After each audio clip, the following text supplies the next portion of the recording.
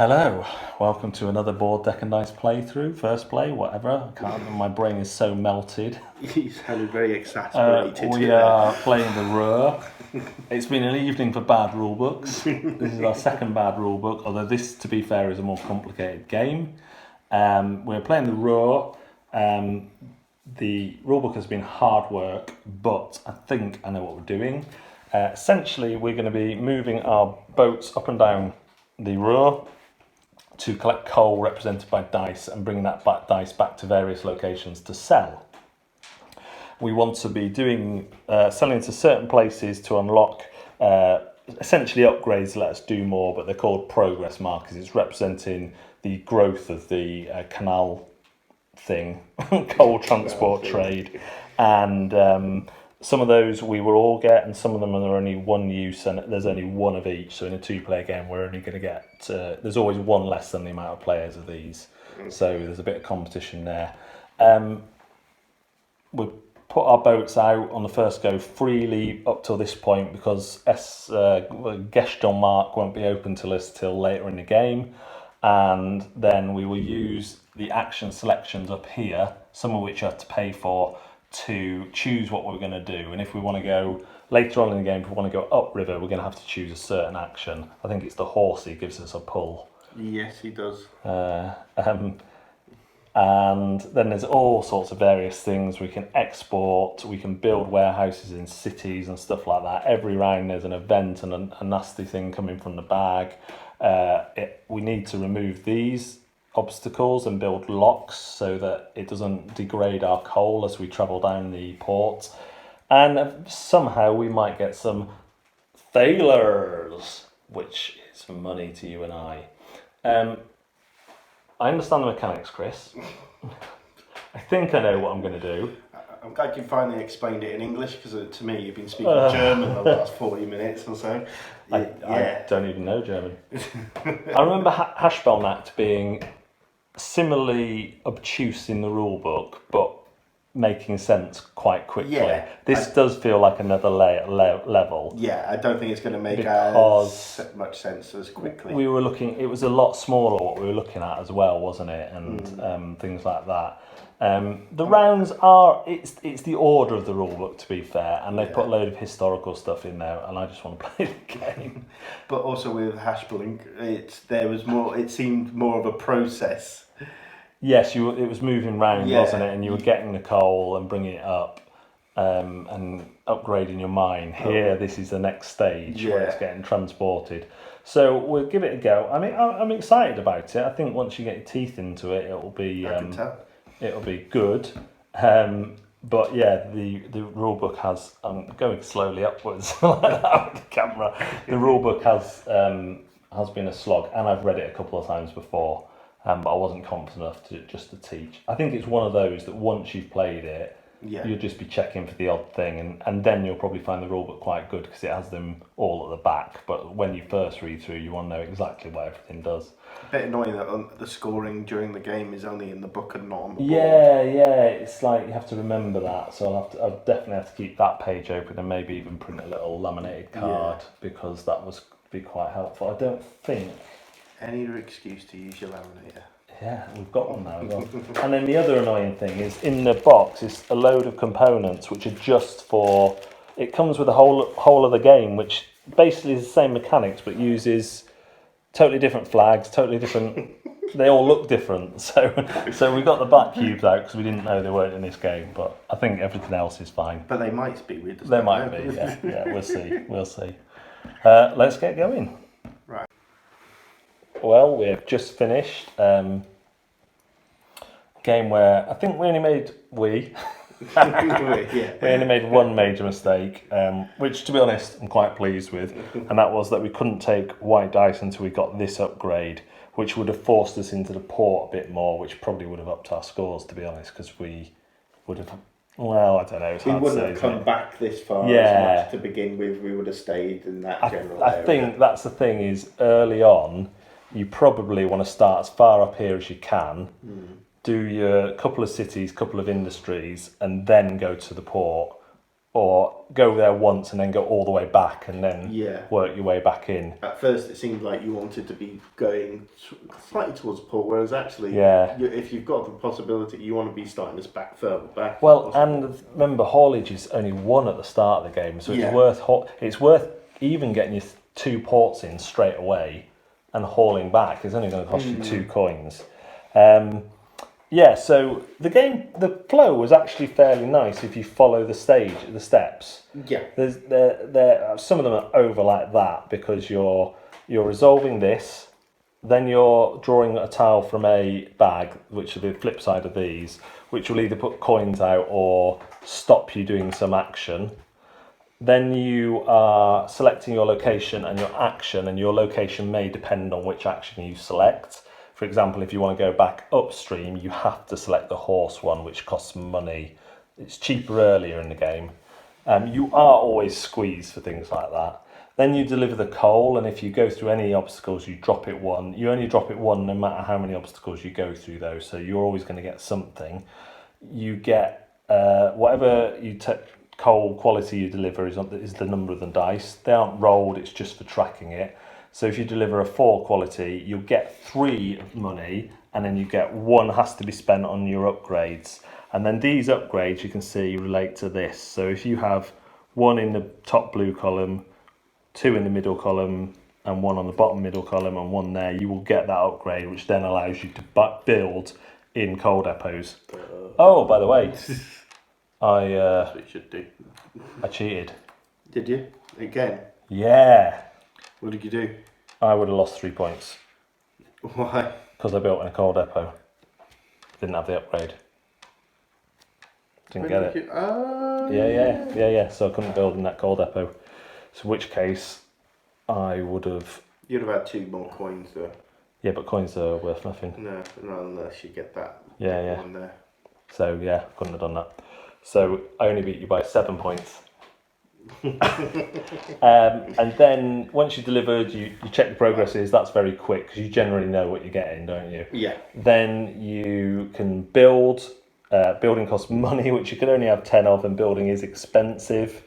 Especially if you want to get in this is a good point score. This got me a lot of points. I think that won you the game in many respects. I know it's not, you don't like me going down to one element, but I think that got you a lot of points. I think getting in there early did help, even though I went on the one that only had 2 flags. Yeah. That's still that one I got points, and then I got the thing that let me move, so I got points almost every time. And it's the fact that you got in we there didn't do it till this one, did we? When it didn't cost as much. Yes, I got getting in there first is big. Yeah, I didn't think. Yeah. About that element. And even going for Belgium, it was the last round. So again, it was, and because I was on the top row, even though it only came up twice, you'd already missed the green one. Yeah. So that only paid you out twice. And then I just got the green one because it was there, and I may as well. And for some reason, I thought you had to deliver down there to be able to. No, delivering pushes this up to make sort of messed up to make it worth. You're only ever going to get 3 points from there. Yeah. Because you can't have 2 houses in the same column, and you can only have 2 houses in there. But in a game where you're scoring 30 points ish, 3 points is massive. Even the bonuses, you can tell it's low scoring because the bonuses are all 1 point at the end, 2 points. So certainly there is a feeling of progression. You need to build up what you can do, and get used to getting these onto your board and using them. You got more of the one-use ones, which did help you. I think you just got into trouble with loans, didn't you? Well, you say that, but I mean, 4 in the end. 4. I suppose I had 2, so it's only a 2-point swing. You managed but you had to pay them off better, because you were able to adjust the dice. You adjusted the dice a lot more than I did, which really helped with your money. Personally, I think you should get like 10 bonus points for getting every one of these. But it's one of those things. I think that's the thing with the loans is. You had all 8, so that cost you 6 to pay off. Yes. I only took 2 and I paid 1 off, so 3 more money, and I suppose I could have built another 2, but I mean, if you're getting the loans, you've got to get points from them, really. Or I would have probably used that money to have gotten into if you got in there, and I almost did instead of getting the loan, and maybe instead of paying back the loan, and maybe I should have done that still, but potential for real idiot moves. Yes, willy moves, especially at higher player counts. I think it works well at 2. You just have less dice, less coal out, but you can manipulate that, but it's going to cost you an action. And again, some of the events knocked us back, so we were never dealing. 5 was, I got 6 once, didn't I? Yeah. And that was through manipulation. So you're never dealing in massive amounts, and you do tend to get more out on the board as the game goes on, because this track can take less, and that pushes stuff out. So you do get more opportunities, but it is about getting rid of those obstacles so you can capitalise on some money. There is some luck in how these come out of the bag, where they put money.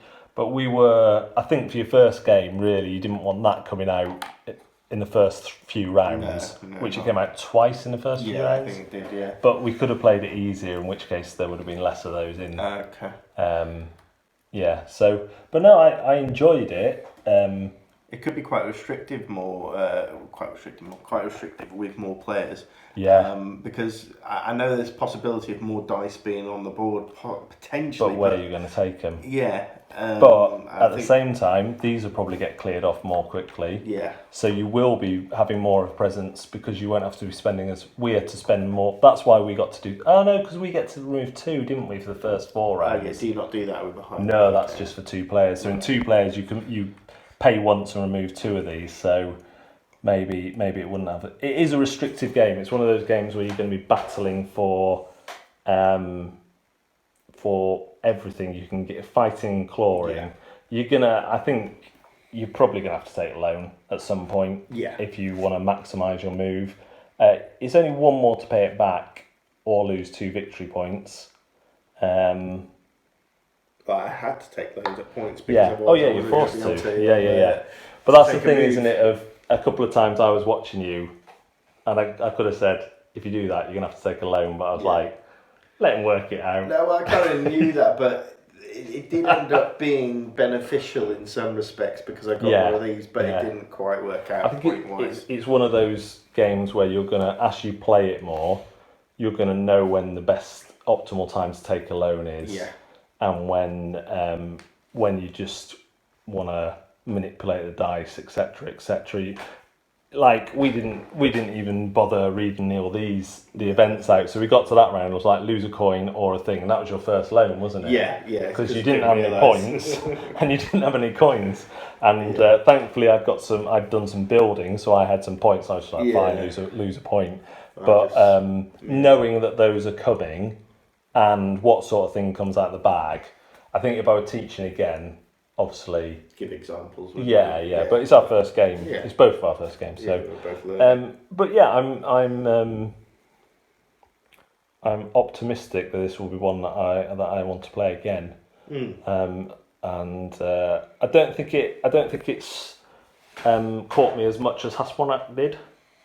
I think I like that one instantly more. I think that's because of the process behind it. Well, for me personally, I like games with process. It can be as difficult a game as it can be, but if there's a process, if there's a natural flow, like Kaban, everybody raves about how difficult it is, but for some reason, I found because you're following a process all the way through, it just makes it easier, and that's one thing we said, because this game does have a process, but it doesn't have a card with it on. No, and we said there is stuff on the board, but you're not reminded that if you build on there you get 2 points, and if you take one of these off you get 3 points, and it's all really, really tiny. And so that is we got awkward. Which one? Where do you put the dice now? Oh, it's that one. What the heck? Now I've got to find it. Symbol. And again, that part of that is your first game, but again, on top of the rules, that's not as immediate as it could be. And there's quite a lot of, it looks nice, but there's quite a lot of blank space, and I just think having a little +2 reminder of the 7 rounds, even just saying, because once you go, oh yeah, that, then that, it wouldn't have to be very much to remind you what order things go in, and that always helps with processes. Yeah. And it is a little bit counterintuitive that you place your boat by the coal, but then you have to wait for everyone else's turn before you deliver. You kept, a couple of times you were like, and now I take it there, and I was like, hold on, hold the phone, because you can deliver to the same space as someone else. You just can't start off at the coal as someone else. So yeah, but optimistic. Obviously, flaws, mainly in the delivery of rules and the ease of player use. Yeah. But it feels like it'd be worth persevering with. Yeah, definitely. And of course, there's the whole other side of the board to explore as well. For next time. Yeah. Cool. Thanks very much for watching Board Deck and Nice. Thank Chris for letting me whoop your ass. This is my first win tonight. We'll see you next time.